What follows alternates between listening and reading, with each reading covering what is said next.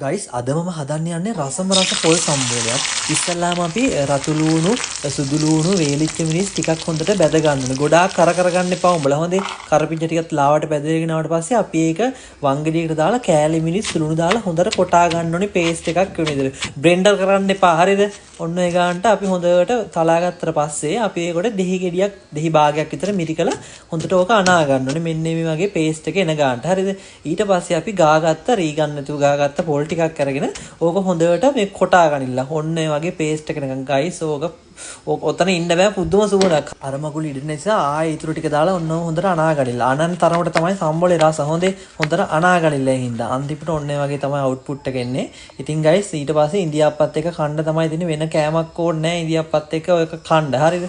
ඉතින් මගේ YouTube account එකත් subscribe කරන් ඵලයල්. මේ විදිහට හදලා try කරලා බලන්නකෝ ගයිස්. ඔයාලා ආයෙ වෙන විදිහකට සම්බෝල හදන්නේ නැහැ. එහෙනම් හදාගෙන කාලා මම යනවා.